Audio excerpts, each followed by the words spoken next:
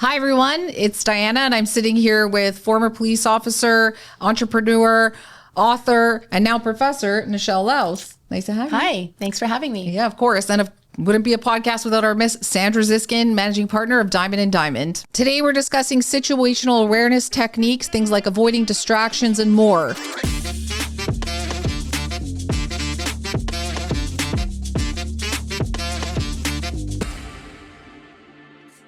Okay, Nichelle, big thing in the book is situational awareness. Yes. Can you list some techniques in the sense of what situational awareness is and what the techniques are for it?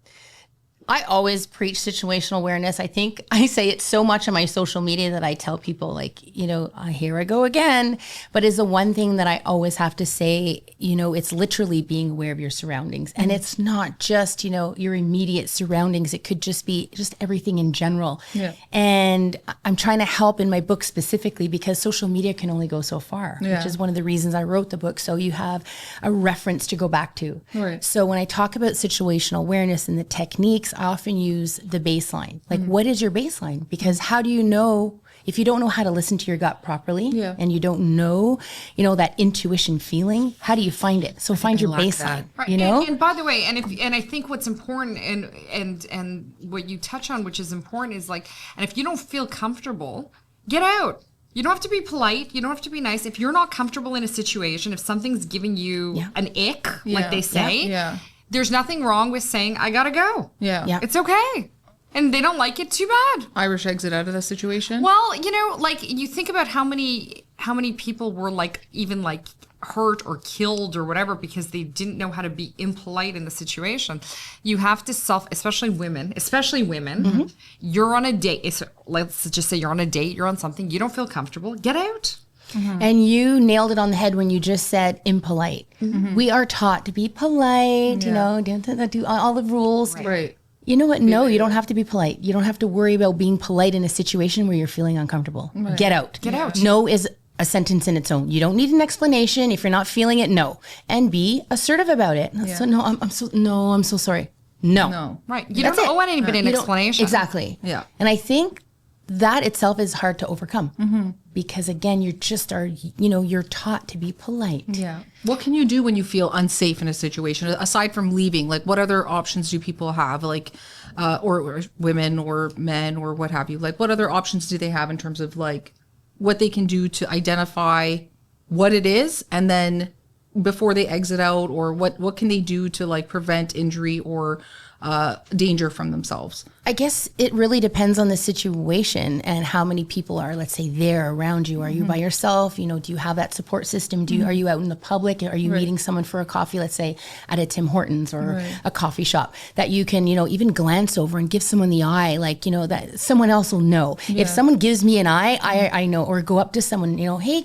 Oh man, if it were you, I'd be so happy. Them, I'd be like, oh, she's going to beat you up. But you know what I've seen? I die to see situations like this, But I've seen it now in a couple of bars that I've been to, where in the women's washroom it says if you're feeling uncomfortable or unsafe, you order X drink. Oh yeah, yes. Bartender, yes.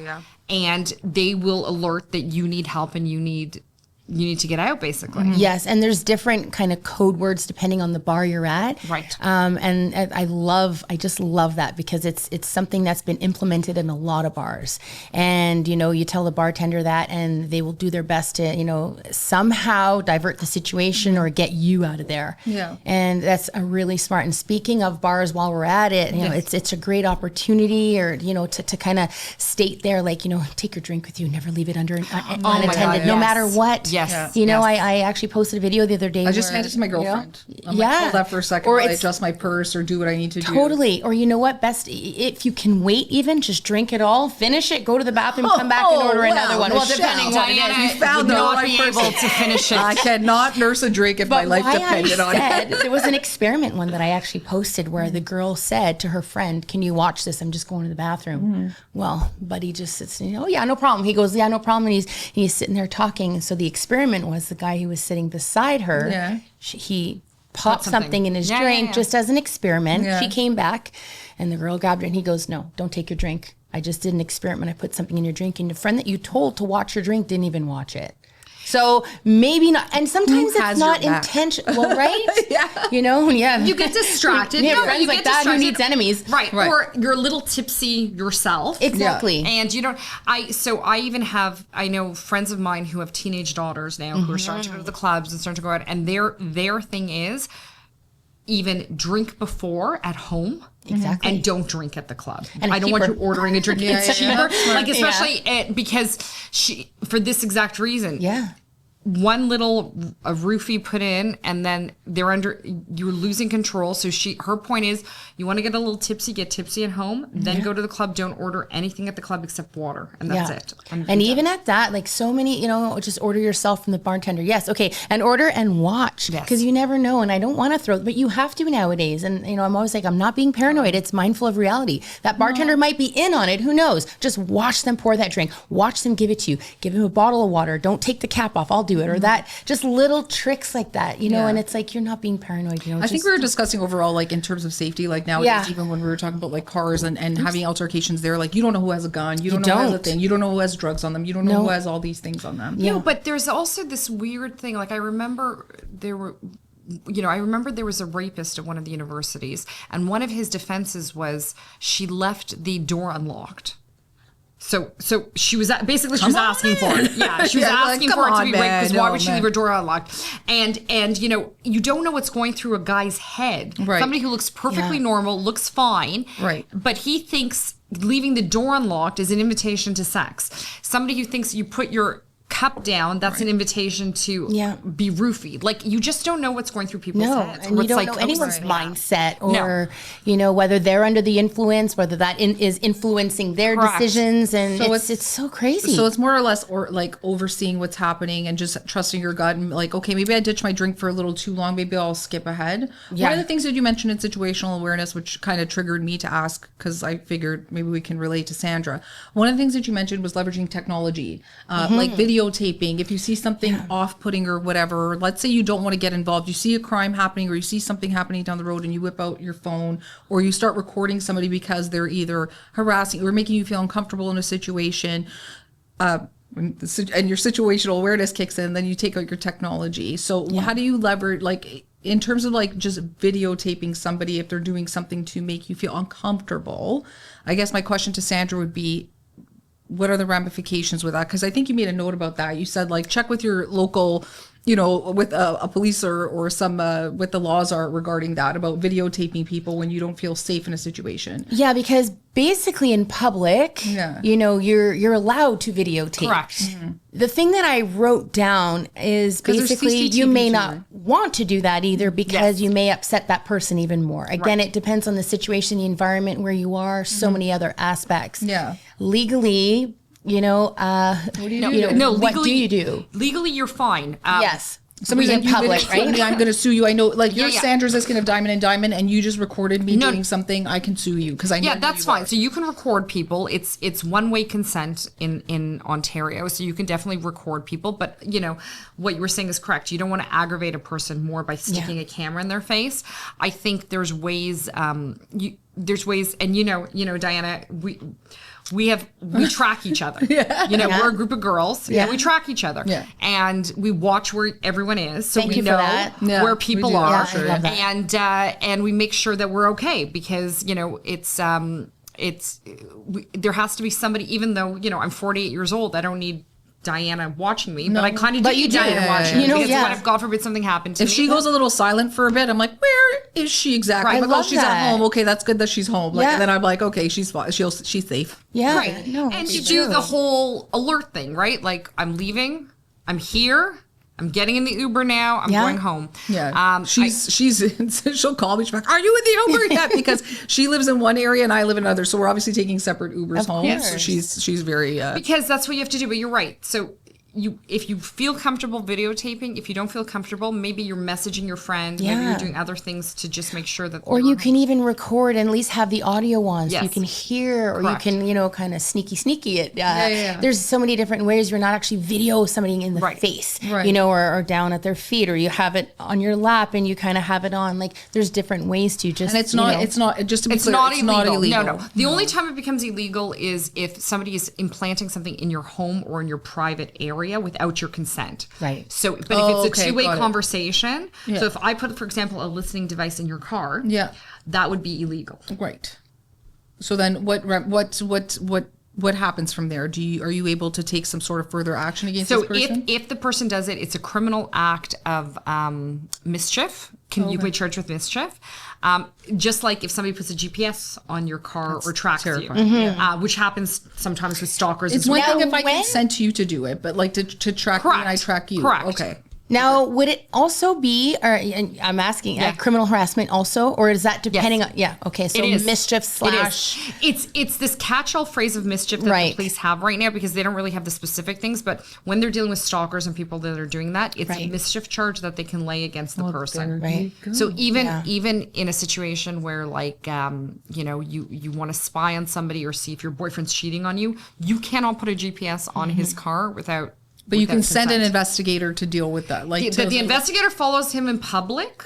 It's something different. But to actually put the GPS, once you go out in public, there's no expectation of privacy in public. Okay, so then you can't. Okay, that makes sense because then you can record like an investigator, for instance, can record a situation going down or whatever, or a regular person can record a situation going down, then post it on social media or whatever Right. they do, or a private investigator can do that because they're out in the public. Correct. They can't enter into their home space Right. or okay. Like, can got you it. imagine I come into your house? Hey, Diana, how's that bath going? You're really liking it right now? I either start doing one of these or You're horrified. Right. So it's you can't do any of that. So it's really common sense. It's the wherever the expectation of privacy is, you can't. You have an expectation. But yes, if you have a private investigator out and you send it after somebody you want to see if they're being unfaithful or whatever in a public place and they're filming, it's fine.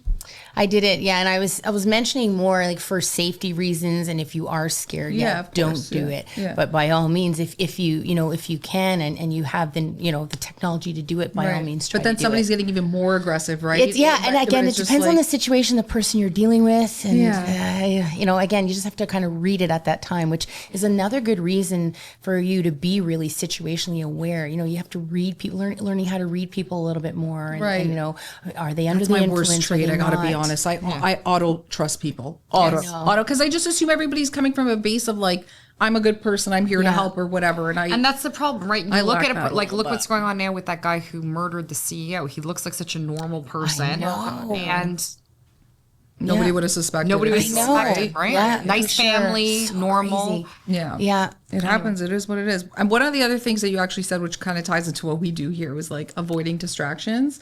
So like, let's say you're in an unknown space or whatever. There was the case of Emily, I believe, where she was just like do on her phone and like not paying attention and just happens all the time, every All the single time. day. Yeah. I see people just being distracted, and just be observant, pay attention. It's just the little things, like the case in Emily, and where someone yelled out like, "Oh my gosh, Emily!" Like Right. she kind of came to her, to- like she jumped to, "Okay, sorry, I'm good." And it happens to us all the time. So just taking those, and it's practice. like Because, maybe if you're crossing something about like being visually aware is like kind of like you're crossing the street, put the phone away for 5 phone away. seconds. Yeah. Cross the street with safety. Pay attention to what the cars are doing because a lot of the times like these pedestrians that get struck. Oh my God, all the time because they're looking at their phones and they're just walking. I had it the other day. I had an advance left and the pedestrian just saw the other car stop and just assumed they could walk, starts walking out in the middle of the intersection. Right. And it's dangerous. But also I think going back to what you said, especially if you're a woman, you're walking alone, you should be looking around, making sure nobody's following you, Right, nobody's looking like I'm always trying to just kind of look especially if it's not crowded, right? Right. Like if there's nobody around and it's just me, I'm like kind of like looking to see who's following me. Another thing too, it's especially in your own neighborhood or places even that you frequent often, is you go into autopilot. Yeah. You go into autopilot mode because you're safe. because this is my workplace. This is my whatever. But that's a real big issue because that's when you should be even more not more cautious, but you just never know because your guard is down. Right. But you're right, Right? because most accidents happen within your I was radius. just Right. gonna say that. Most accidents happen That happened to me That's right. literally around the corner from Yes. my mother's And- house. yeah. Literally around the corner. But I think it just happens because you're safe, you're in your environment, and you just kind of go into autopilot and kind of forget, I'm going to get there safe, Yeah. And it's just really important to always just check and verify and, you know, do all those little things, you know, take your earbuds out. I was going to say, show of hands. Who hates people that are always walking around with earbuds in their thing and not paying attention to anything else that's happening? It's very scary. It's for sure. so scary. Especially for women, I guess, right? That whole, you know, being alone, especially at nighttime and all that stuff. So For sure. Yeah. I mean, as far as those points that you give about situational awareness, it's like an all encompassing, like, headphones out, be aware, keep your leverage your technology.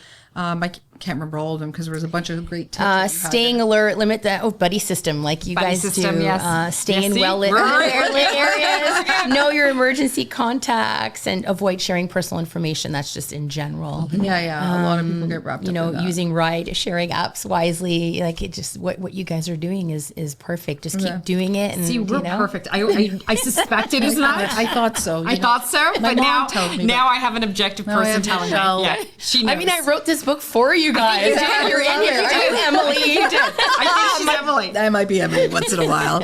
Actually, I definitely get the other girls in the book for sure, which we'll get to. All right. Well, that was great. All right, everyone, ladies especially, we gave you a couple of tips on situational awareness, what you can do in the case that when you find yourself in a dangerous situation, and slight tips to avoid. Of course, if you need any more details or any more tips, you can get all that from Nichelle's book. So again, stay safe out there. Be alert, be safe.